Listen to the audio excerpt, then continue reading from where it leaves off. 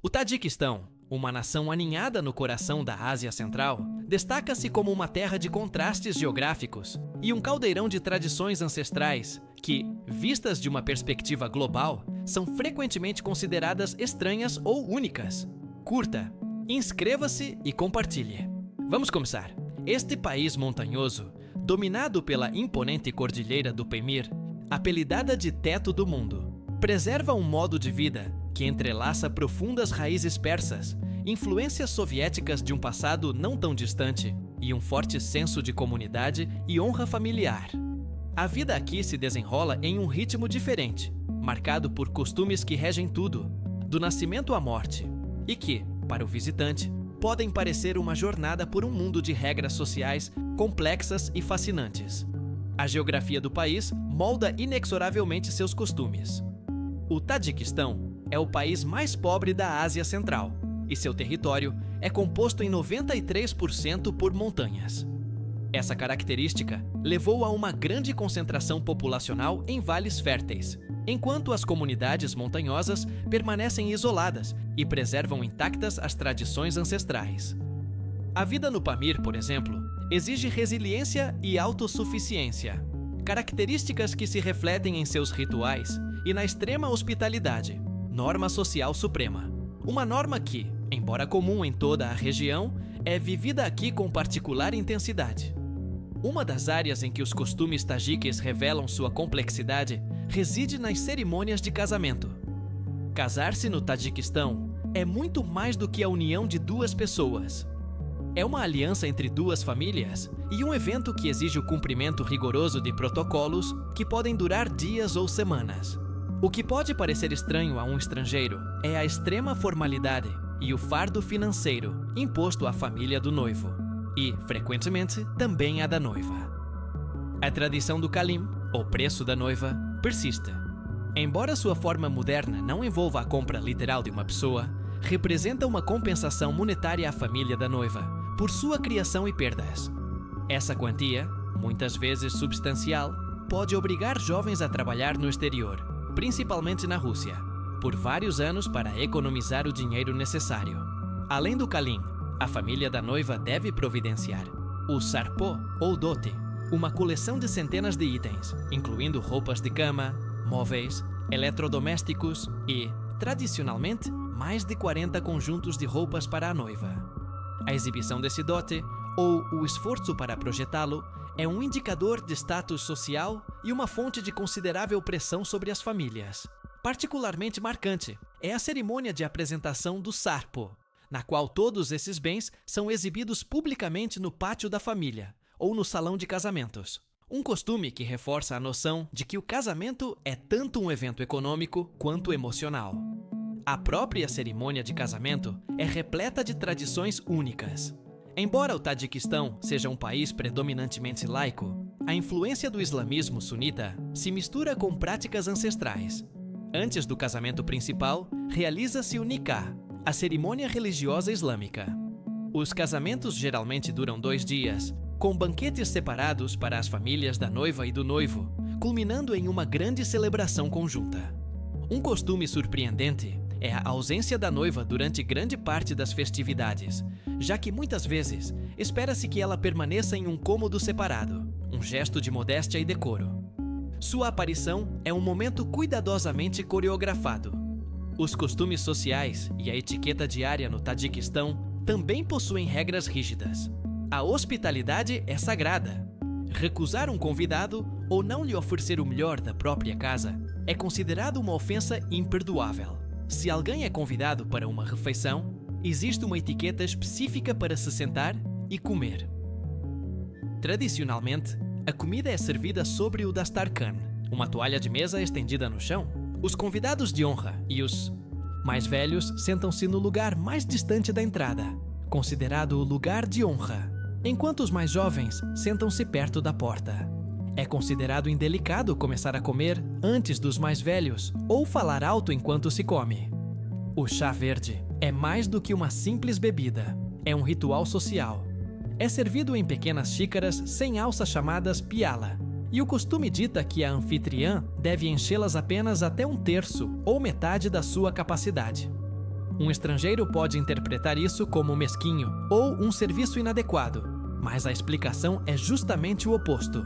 Encher a xícara até a metade é um gesto de extrema hospitalidade, pois obriga a anfitriã a reabastecer a xícara continuamente, demonstrando respeito e atenção. Encher a xícara até a borda sinaliza que se espera que o convidado se retire em breve. O respeito pelos mais velhos é um dos costumes mais profundamente enraizados e inegociáveis na sociedade tajique. Avós e idosos gozam de autoridade moral inquestionável. Em uma reunião familiar ou social, a palavra do mais velho é lei, e ninguém, especialmente os jovens, deve interromper ou contradizer um idoso. A hierarquia é profundamente marcada. O filho mais velho, por exemplo, assume uma responsabilidade significativa pelo cuidado dos pais e pela administração dos assuntos familiares após a morte do pai. Essa estrutura familiar, com 3 ou 4 gerações frequentemente vivendo sob o mesmo teto, contribui para a coesão social, mas também impõe limites rigorosos à autonomia individual. As saudações são outra área de costumes únicos. Enquanto um aperto de mãos entre homens é comum, a forma de cumprimentar uma mulher ou uma pessoa mais velha é com uma leve reverência, com a mão direita sobre o peito, na altura do coração.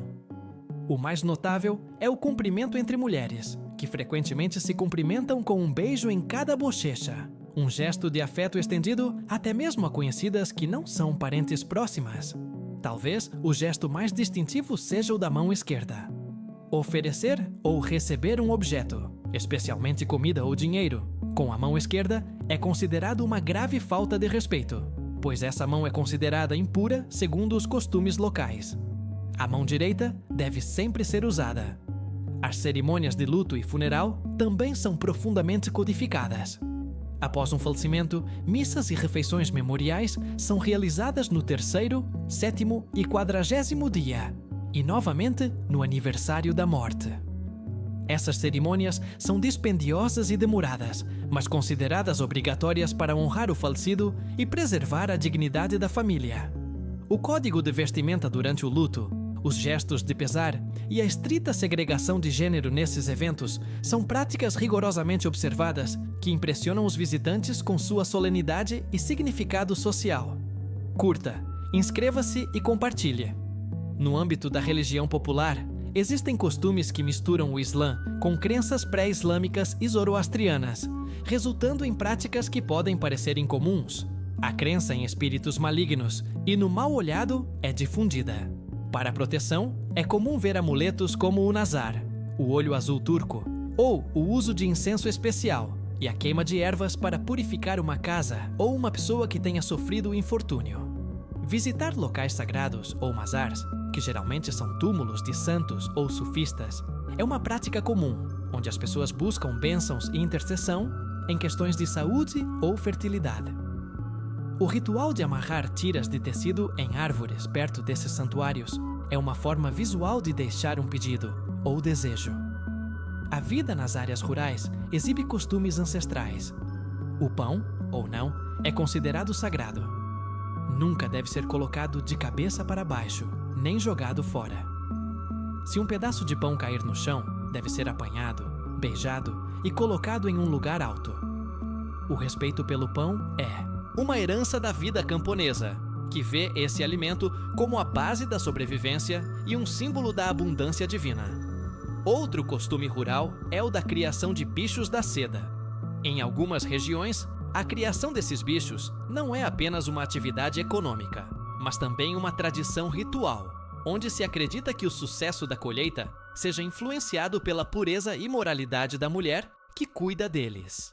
Nas esferas política e social, embora o Tajiquistão tenha se esforçado para se modernizar, ainda mantém algumas regulamentações que, para os padrões ocidentais, são altamente restritivas ou peculiares.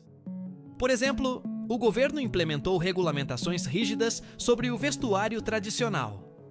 As mulheres são incentivadas, e em alguns casos obrigadas, a evitar o véu islâmico completo e a usar o traje nacional tajique, que é colorido e modesto.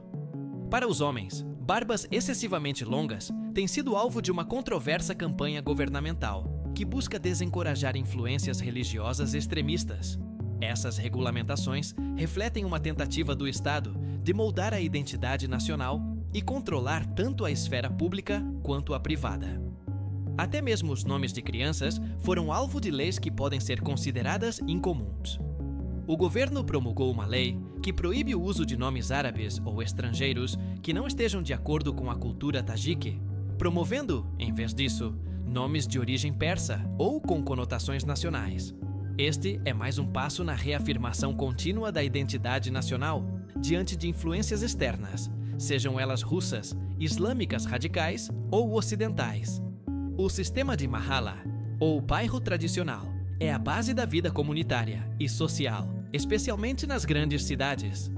A Mahala funciona como uma unidade de apoio mútuo, onde os vizinhos se conhecem, compartilham responsabilidades e se ajudam em momentos de necessidade. Essa estrutura semioficial, que remonta à era pré-soviética, é responsável pela organização de casamentos, funerais e festas. Ao contrário das comunidades ocidentais, onde o anonimato é comum, o escrutínio social e a pressão dos pares são intensos na Mahala. A reputação de uma pessoa e de sua família é um bem inestimável que deve ser protegido a todo custo, o que muitas vezes leva a normas sociais rígidas. Em resumo, a vida no Tajiquistão é uma tapeçaria complexa de altas montanhas, tradição persa e legado soviético, tudo entrelaçado para formar uma identidade única. Este país, localizado no coração da Ásia Central, não é famoso apenas por suas paisagens montanhosas de tirar o fôlego, mas também por sua rica cultura e costumes profundamente enraizados.